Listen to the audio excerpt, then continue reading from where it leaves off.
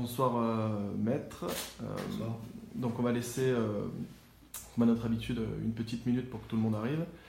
En attendant, on vous remercie de nous recevoir aujourd'hui. Et puis on va laisser cette petite minute pour que tout le monde arrive.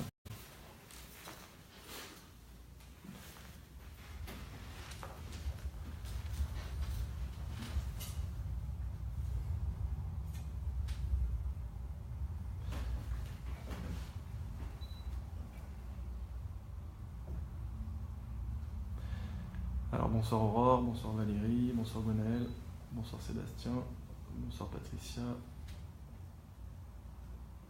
bonsoir Marianne, bonsoir Maria. On laisse une petite minute comme d'habitude et puis après Maître Benayem va vous expliquer tout ça.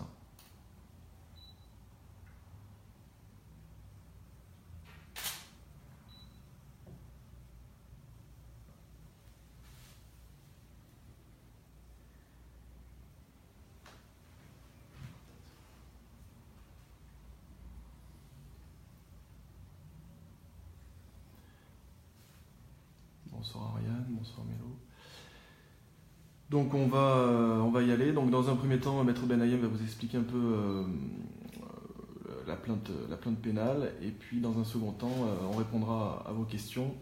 Donc c'est moi qui lirai vos questions et qui les transmettrai à Maître Benayem.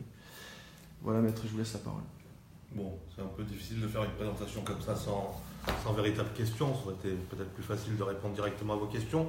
Mais je vais vous expliquer un peu la démarche de la plainte pénale, ma présence auprès de l'association Droit de guérir, et la raison pour laquelle, dans le cadre de cette plainte pénale, nous avons besoin de vous, qui êtes des victimes du Lyme, soit directement, soit indirectement, pour pouvoir agir.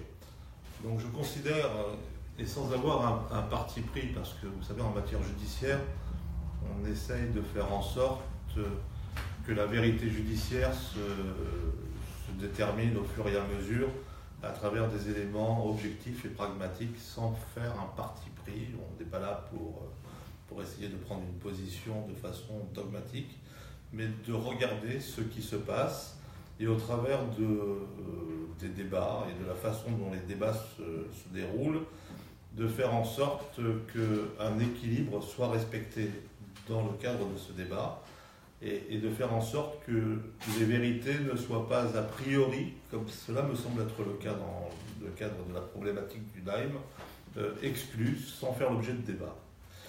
Ce que je veux dire, et je vais essayer de parler de façon simple, c'est que pour moi la maladie de Lyme, c'est une notion qui m'est étrangère. Je ne me suis pas préoccupé au cours de ces 10 dernières années de la maladie de Lyme.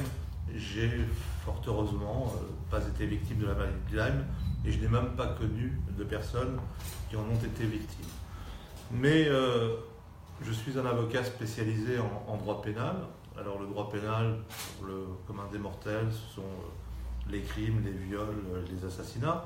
Mais le droit pénal, ça a aussi un périmètre très large. Et ça peut toucher tout un tas de situations dans l'existence qui peuvent être des situations liées au droit du travail, au droit de la famille et au droit de la santé. Moi, une de mes spécialités, c'est le droit de la santé, et dans le cadre de cette spécialité et de cette spécialité pénale, il m'arrive fréquemment d'épauler des médecins qui sont confrontés à des problématiques particulières, soit avec leurs ordres professionnels, soit parfois avec leurs confrères, soit parfois avec leurs patients, soit parfois avec l'institution médicale, soit parfois aussi avec l'institution judiciaire.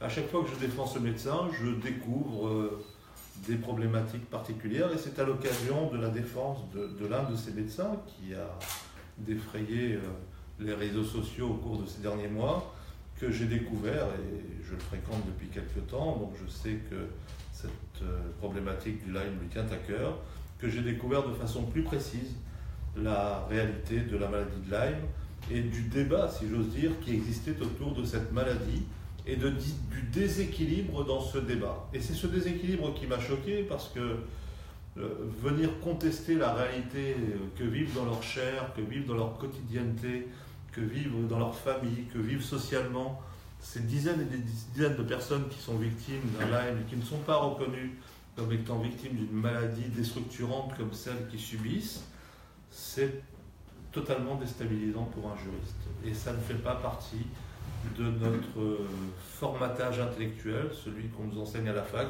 et qu'on applique ensuite pendant toutes nos années d'avocature ou toutes nos années judiciaires.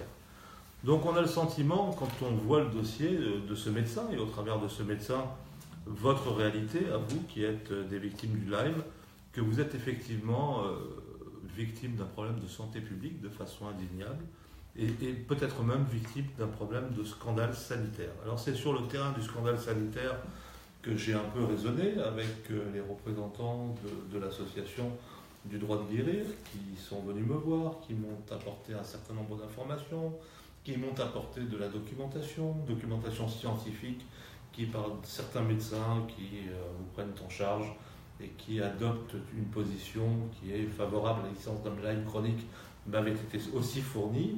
Et donc à travers eux, on a essayé de raisonner face à un problème de santé publique classique et de voir comment la justice pouvait s'emparer de ce problème. Alors vous me direz, mais qu'est-ce que la justice peut faire par rapport à une problématique scientifique et où on a le sentiment que c'est le pot de fer contre le pot de terre. Le pot de fer qui est l'institution médicale, qui a sa vérité qui aujourd'hui semble être établie et contre laquelle on ne peut pas grand-chose, et puis quelques médecins qui résistent comme ça dans leur coin, un peu de façon désordonnée, parce qu'il n'y a même pas de structuration de ce monde médical, et puis des associations qui ont l'air de prêcher dans le désert, dans le vide, et qui se battent contre des moulins à vent. Ce que peut faire la justice, c'est les entendre, les écouter, et faire en sorte, encore une fois, que ce débat ne se fasse pas dans des endroits clos dans lesquels nous n'avons aucune possibilité d'intervenir, mais qu'elle se fasse en rééquilibrant les forces et en faisant que chacun apporte à cette vérité judiciaire ses propres sources, ses propres éléments, et que des magistrats qui sont indépendants essayent de comprendre, au travers de ce qui leur sera apporté, des expertises qui seront faites, quelle est la réalité de ce dossier. Mais le pénal, c'est pas tout et n'importe quoi. Le pénal, c'est d'abord un code pénal. Alors je vais essayer de vous montrer à quoi ressemble un code pénal. Donc j'ai deux codes pénals. Non, j'en ai plus qu'un sur les deux. Voilà, j'ai trouvé ce que je pouvais à côté. Ça, c'est le code pénal quand j'ai prêté serment il y a 30 ans. Ça ressemblait à ça, c'était assez limité, vous voyez, du point de vue de l'épaisseur. Et ça, c'est le code pénal aujourd'hui. C'est-à-dire que beaucoup de choses ont été pénalisées. Beaucoup de choses qui étaient extérieures au droit pénal, qui restaient très spécifiques et qui ne traitaient que de la délinquance habituelle. Aujourd'hui, on est passé à un droit pénal qui essaye de prendre en charge diverses réalités économiques, sociales, actuelles. Donc j'ai tenté de trouver, parce que nous sommes dans un problème de santé publique, une solution à diverses problématiques. Tout ça avec bien évidemment Mathias, le droit de guérir, les médecins et tous les interlocuteurs que j'ai eus et qui sont passés dans ce cabinet pour préparer ce projet que nous avons de déposer une plainte individuelle, c'est-à-dire une plainte qui concernera chacun d'entre vous de façon spécifique, mais que nous allons déposer collectivement. C'est même le fondement même de cette action que je vais vous expliquer. C'est dire je suis victime d'un Lyme chronique, mon médecin ne m'a pas écouté, j'ai fait une errance médicale pendant 10 ans, et puis au bout du bout, on continue à considérer que ce que je raconte c'est n'importe quoi et je ne trouve pas de traitement adapté. Si vous allez déposer cette plainte tout seul auprès d'un doyen, d'un juge d'instruction, un doyen du juge d'instruction, c'est l'organe qui reçoit la plainte pénale, hein, mais auprès d'un juge d'instruction ou auprès d'un procureur de la République, il y a de fortes chances que cette problématique ne soit pas prise en considération. Pourquoi ? D'abord parce qu'il n'y a pas de connotation pénale. Il faut qu'on trouve un texte.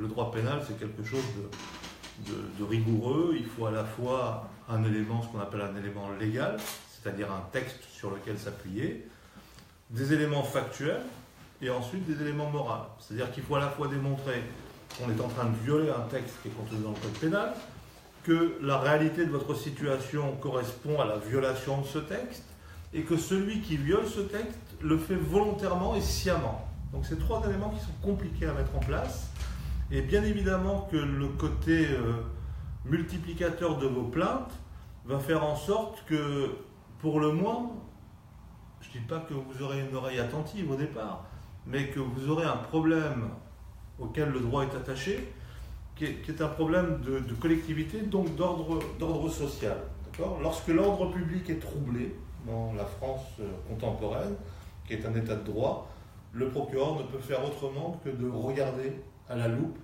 les raisons pour lesquelles cet ordre public est troublé. Et il doit faire en sorte que cet ordre soit rétabli. Donc le caractère, encore une fois, collectif de cette plainte, la multiplication de ces plaintes, ce trouble à l'ordre public ne peut pas faire autre chose que d'interpeller le procureur. Mais un trouble à l'ordre public ne suffit pas. Donc il faut trouver un texte pénal. C'est assez compliqué de trouver en matière de santé publique des textes pénaux qui soient adaptés.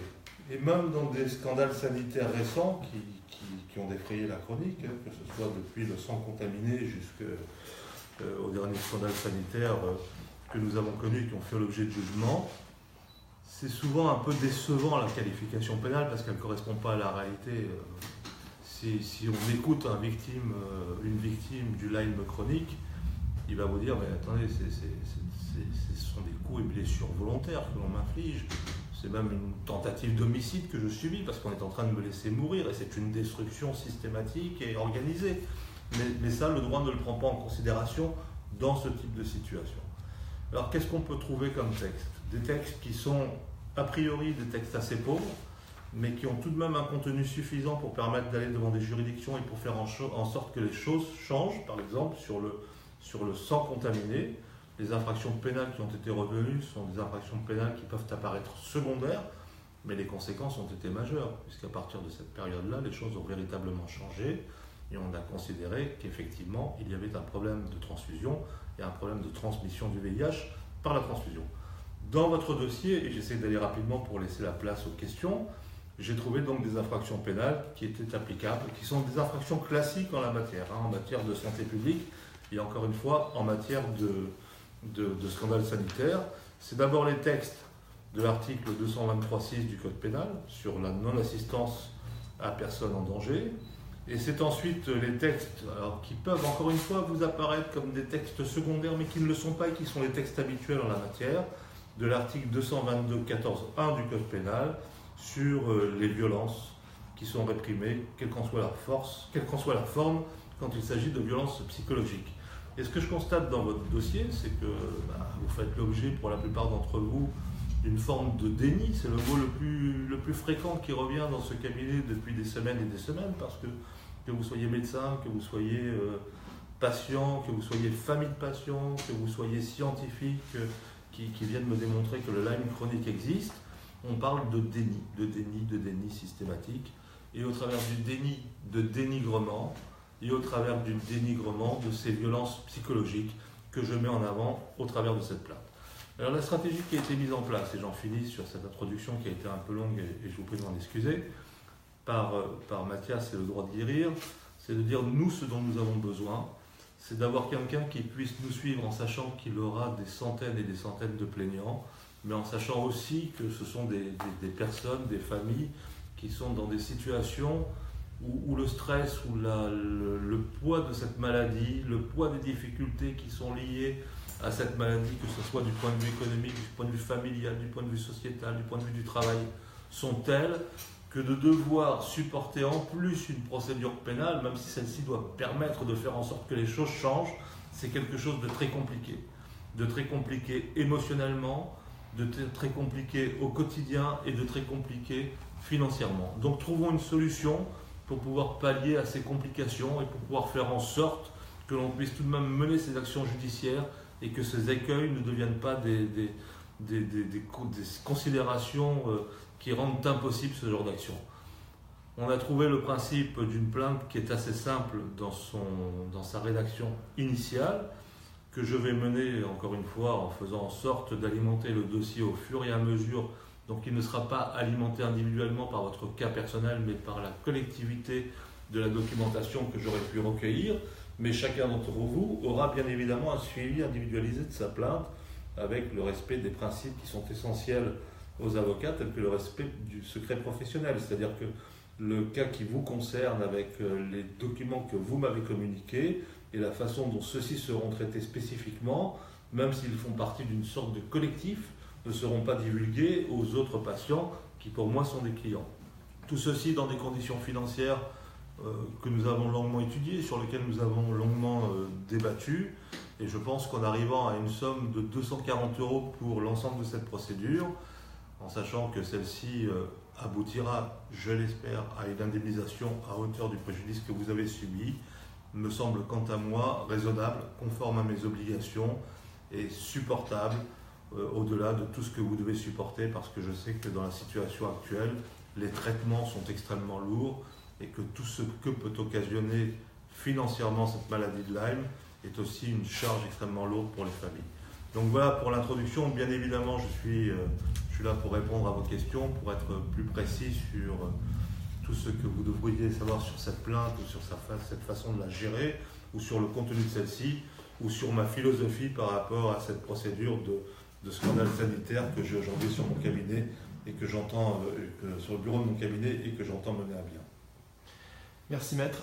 Alors on avait une question mercredi d'Evelyne qui nous demandait si c'était nécessaire d'avoir un test positif pour pouvoir faire partie de cette plainte.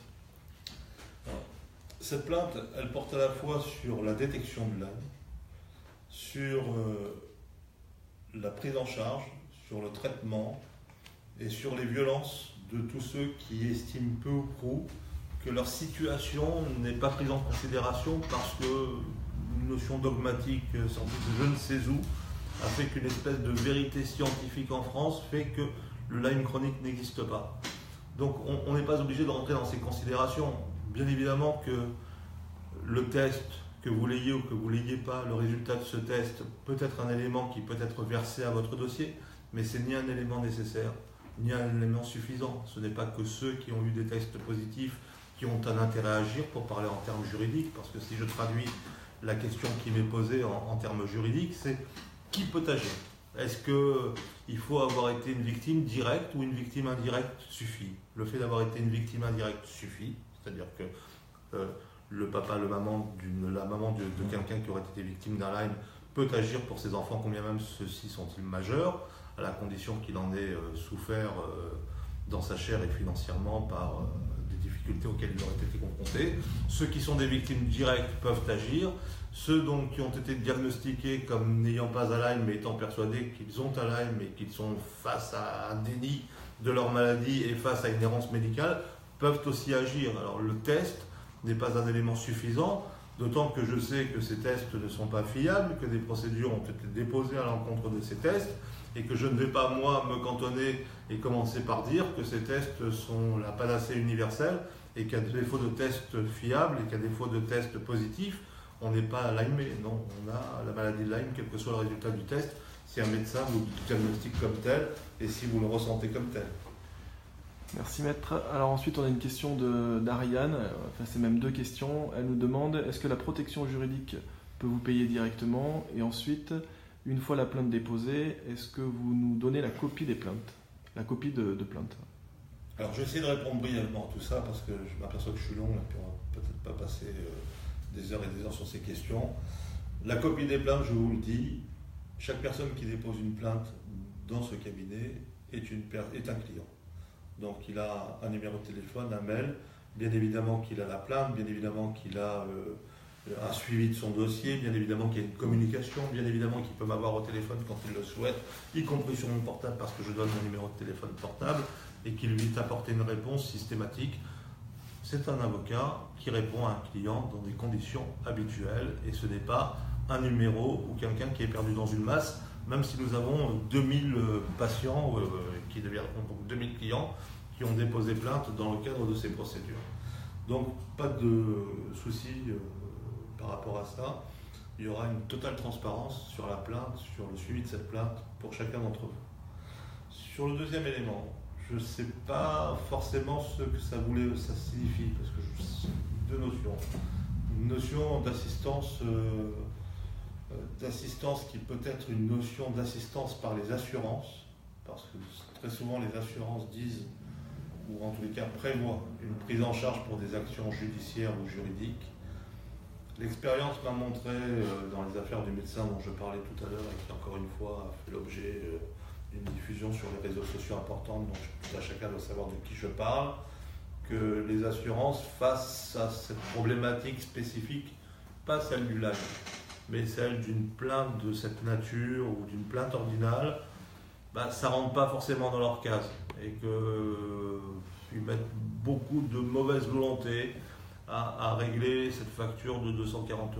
Et pour eux, ne représente pas grand-chose, mais enfin bon, ils ont des cases. Alors si vous avez un problème avec votre voisin, voilà, c'est 750 €, mais enfin si vous avez un problème de Lyme et que vous déposez une plainte contre l'institution médicale, ça ils ne savent pas faire, et 240 € c'est très difficile pour eux de l'accepter, de les verser. C'est arrivé, mais je dirais que c'est arrivé dans 40% des cas, et que dans 60% des cas, je passe plus de temps à me battre contre l'assurance que à essayer d'avancer dans le dossier véritablement du client qui me l'a confié. Ensuite, est-ce que c'est soumis à l'aide juridictionnelle? C'est peut-être ça la question. Oui, ça serait peut-être bien d'y répondre. Ouais. Alors sur l'aide juridictionnelle, c'est un autre problème. D'abord, l'aide juridictionnelle, il faut rentrer dans une catégorie spécifique pour pouvoir l'obtenir. Ensuite, il faut qu'elle soit accordée, ce qui n'est pas non plus systématique. Ensuite, il faut que l'aide juridictionnelle accepte que vous fassiez le choix de votre propre avocat, ce qui n'est pas non plus une chose évidente. Et dans le cadre de cette procédure, ma position a été de dire, nous fixons un barème, et ça a été négocié avec Mathias, avec le droit de dire, un barème qui est le barème le plus modéré possible pour permettre à tout à chacun d'avoir accès à cette procédure, avec d'ailleurs, pour certains d'entre vous qui ont des difficultés, des possibilités de pouvoir régler en 2 fois, 3 fois, 4 fois même, cette somme de 240 €, et de ne pas nous embarrasser de ce problème d'aide juridictionnelle qui va encore une fois créer des difficultés, des lenteurs, des lourdeurs qui risquent de ralentir les opérations. Donc je ne suis pas favorable, moi, à la demande de l'aide juridictionnelle dans ce dossier-là, compte tenu des honoraires qui sont demandés et du forfait que j'applique. Mais oui, c'est possible de demander l'aide juridictionnelle. Ok, merci maître. Ensuite, il y a Dave qui demande quelle est la différence avec la plainte collective qui a déjà été portée par le Lyme Action. Alors, de ce que j'en sais, parce que moi je ne suis pas partie du collectif des avocats ou des quelques avocats qui ont déposé une plainte dans le cadre du Lyme Action, mais j'ai compris que la plainte du Lyme Action, et ce que j'en ai lu au travers de ce qui m'a été remis par les uns et par les autres, et ce que j'en ai lu au travers de la communication qui a été faite par la voie des médias, c'est que ça porte sur la fiabilité des tests. Donc on est sur quelque chose de très spécifique, de très particulier, on est sur une niche. Cette niche, elle est intéressante, hein. C'est pas la question, et elle est peut-être aussi une forme de porte d'entrée, parce qu'on ne peut pas rentrer comme ça dans la problématique du Lyme en posant sur le bureau d'un juge ou d'un procureur toutes les problématiques. Donc on est forcé d'avoir une sorte de porte d'entrée. Donc là, c'est une porte d'entrée. Est-ce que cette porte d'entrée m'apparaît judicieuse ou pas? Je ne vais pas me prononcer là-dessus. Et je crois que ces procédures peuvent être cumulées. On peut à la fois faire partie du collectif du Lyme Action sur ces problématiques de test. Moi, je sais que par expérience, parce que j'ai pas mal de dossiers depuis 30 ans sur ces problèmes de tests, de médicaments, que les choses sont compliquées, que les expertises ne sont pas toujours très significatives et que les enjeux qui sont derrière ne sont pas, pour moi, ni comparables, ni de la même nature juridique que ceux que moi j'évoque. Même si demain matin on vient nous dire que ce qui est vraisemblable, que les tests ne sont pas fiables et que sans doute les choses doivent être revues et que peut-être une indemnisation peut être obtenue par certains qui auraient subi un préjudice du fait de la non-fiabilité de ces tests, ça ne résoudra pas de toute façon le problème. Et je pense que si on doit envisager la problématique du Lyme, il faut l'envisager dans son ensemble et aller au cœur de la discussion. Et le cœur de la discussion, c'est que le Lyme chronique, au regard des institutions médicales, lorsque je dis des institutions médicales, je parle de ce qu'on appelait par le passé la faculté, c'est-à-dire ceux qui font la médecine en France, est une réalité qui est niée pour des raisons qui nous échappent pour l'heure et sur lesquels on peut discuter, pour lesquels on peut supputer qu'il y a derrière des enjeux financiers, intellectuels, de vanité, de volonté de ne pas revenir en arrière, de peur de la part des pouvoirs publics, mais en tous les cas, une réalité qui fait que vous êtes des centaines et des centaines à être considérés comme des affabulateurs alors que vous souffrez dans votre chair au quotidien de cette situation. Ensuite, on a une question de Laimilix qui nous demande premièrement, existe-t-il un risque supplémentaire à s'associer à cette action pénale pour les personnes déjà engagées dans une procédure juridique telle qu'un divorce ou quelque affaire privée que ce soit? Alors, c'est des questions qui sont assez théoriques et auxquelles il est difficile de répondre. Une action s'envisage intrinsèquement, c'est-à-dire que personne ne va vous dire mais écoutez, vous êtes en train de faire des actions tous azimuts, à la fois vous divorcez, à la fois vous attaquez votre banque, à la fois vous attaquez votre employeur, et puis en même temps vous faites une plainte, donc vous êtes un espèce d'argument qui fait de l'abus de droit et qui agit sur tous les terrains judiciaires parce que vous avez manifestement une vision du monde et de la société qui est assez particulière et qui fait que vous ne supportez pas la contradiction. Ça n'existe pas en matière judiciaire. Donc, il arrive à tout le monde d'être confronté à des problèmes familiaux, de devoir divorcer, d'avoir des problèmes sur des résidences pour les enfants, etc. Cette plainte pénale est totalement indépendante de ces procédures. Et si quelqu'un vient avec la plainte pénale en disant « mais regardez, il a déposé une plainte pénale qui ressemble à rien et pour lequel il est persuadé d'être victime d'un préjudice qui n'existe pas », l'avocat qui sera là pour défendre l'intérêt de cette personne qui aurait ce genre de débat dans le cadre de son divorce pourra rétablir une vérité sans trop de difficultés. Je ne pense pas que cette plainte, ça soit de nature à discréditer qui que ce soit dans un combat judiciaire, quel qu'il soit, qui pourrait être mené sur un autre terrain, et cela quel que soit le terrain. Non, je ne pense pas, pour répondre à cette question, que cette plainte puisse avoir une quelconque influence sur un tout autre domaine du droit ou sur toute autre action qui serait menée par l'un des justiciables qui m'aurait confié la défense de ses intérêts. Merci maître. Il y a Marion qui nous demande, quand une famille entière est concernée, doit-on porter plainte pour chacun des membres, 3 personnes et 3 plaintes? Oui. Ok, et on avait une question aussi mercredi lors de mon live. Est-ce que le conjoint ou un membre de la famille peut rejoindre cette plainte, même s'il n'est pas... Oui. Okay. Alors je réponds de façon laconique, si vous voulez que je réponde de façon plus précise, mais les questions que vous me posez même si vous me les posez en néophyte, entre guillemets, c'est-à-dire avec vos termes à vous, elles ont des sous-bassements juridiques. Par exemple, le fait de me dire, moi je voudrais pouvoir agir, même si je ne suis pas victime du Lyme, mais que je suis un conjoint, c'est ce qu'on appelle l'intérêt à agir en droit. Et l'intérêt à agir, bien évidemment que le conjoint en souffre aussi de la même façon et que l'errance médicale à laquelle est soumise celui qui est malade, a des répercussions sur les équilibres familiaux et sur les équilibres de vie du conjoint. Ok. On va prendre une dernière question. On va prendre la question de Laurence qui nous demande, peut-on porter plainte contre son médecin traitant que l'on a quitté depuis plusieurs semaines? Alors, je ne sais pas de quelle plainte nous parle Laurence. Est-ce qu'il s'agit d'une plainte déontologique ou est-ce qu'il s'agit de la plainte pénale? Il ne s'agit pas de déposer des plaintes pénales contre les médecins, il s'agit de déposer des plaintes déontologiques éventuellement contre les médecins, c'est-à-dire que les médecins qui n'auraient pas pris en considération votre pathologie comme vous estimez qu'il aurait dû la prendre, ou qui aurait eu un comportement envers vous qui vous semble être contraire à ce que vous imaginez être le serment d'Hippocrate, on peut déposer une plainte contre lui, mais une plainte ordinale, et là peu importe que vous l'ayez quitté il y a 15 jours ou que vous l'ayez quitté il y a 6 mois. Sur une plainte pénale, pour déposer une plainte pénale contre un médecin, cette plainte c'est une plainte contre X, c'est-à-dire qu'elle ne vise pas spécifiquement tel ou tel médecin. Sur cette partie de la plainte, parce qu'après sur ceux qui dénigrent et qui tiennent des propos qui sont totalement hasardeux, pour ne pas dire ridicules, là ils sont visés.